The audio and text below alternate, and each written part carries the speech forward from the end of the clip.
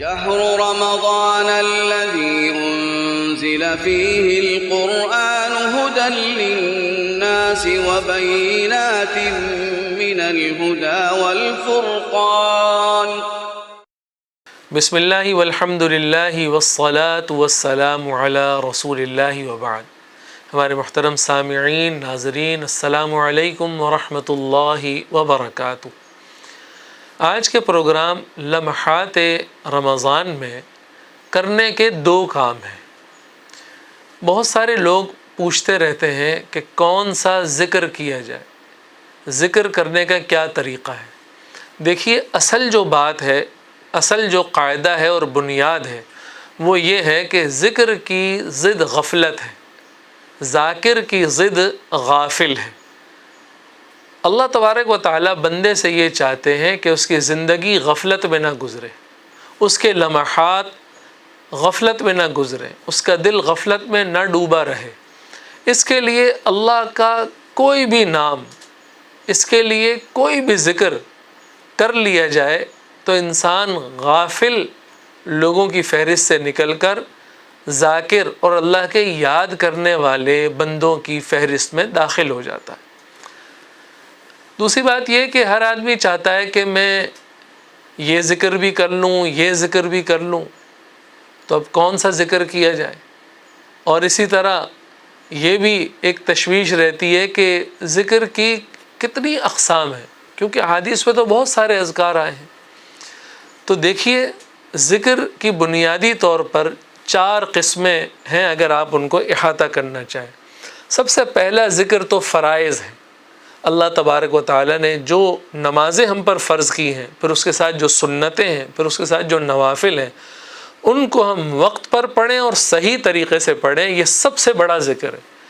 کوئی آدمی لمبی لمبی تسبیح تو کھینچتا ہے مگر نماز ہی نہیں پڑھتا، یا نماز پڑھتا تو ہے مگر گنڈے دار نماز پڑھتا ہے، کبھی پڑھ لی، کبھی دفتر میں پڑھ لی، کبھی گھر میں پڑھ لی، تو اس کے لیے تو پہلا ذکر یہ ہے کہ وہ نماز صحیح کرے۔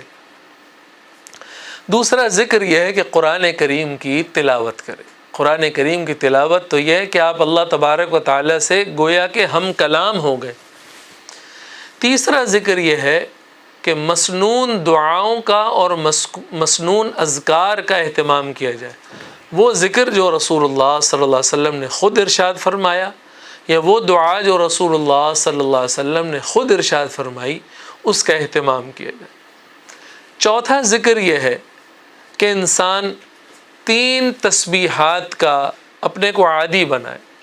نمبر 1، کلمہ تمجید، سبحان اللہ والحمد للہ ولا الہ الا اللہ واللہ اکبر ولا حول ولا قوة الا باللہ العلی العظیم۔ دوسری تسبیح ہے استغفار، کثرت سے استغفار کرے۔ اور تیسری چیز ہے درود شریف، درود شریف کا کثرت سے ورد کرے۔ ان 3 چیزوں کا اگر آپ اہتمام کرتے ہیں، تیسرا کلمہ، استغفار اور درود شریف، ایسا ہے کہ گویا آپ نے قرآن و حدیث کا اکثر حصہ ذکر کر لی۔ یہ ہے ذکر کی 4 اقسام۔ کرنے کے 2 کام ہیں۔ پہلا کام تو یہ ہے کہ آپ ایک معمول بنا کر ذکر کریں کہ میں نے روز کتنی تلاوت کرنی ہے، میں نے روز کتنی مرتبہ استغفار، کتنی مرتبہ درود شریف، کتنی مرتبہ تیسرا کلمہ پڑھنا ہے۔ اور کرنے کا دوسرا کام یہ ہے کہ آپ یہ کاؤنٹر تسبیح ہاتھ میں لے لیں اور معمول کے علاوہ چلتے پھرتے، اٹھتے بیٹھتے، یہ آپ کے ہاتھ میں رہے۔ اس سے آپ کو یاد آتا رہے گا، آپ چلتے پھرتے، اٹھتے بیٹھتے، کبھی درود شریف، کبھی استغفار، کبھی تیسرا کلمہ، یہ ورد کرتے رہیں۔ اس کی وجہ سے آپ کا وقت بھی بچے گا اور آپ کی زبان بھی اللہ کی یاد سے تر رہے گی۔ اللہ تبارک و تعالی ہمیں عمل کرنے کی توفیق عطا فرمائے۔ السلام علیکم ورحمۃ اللہ وبرکاتہ۔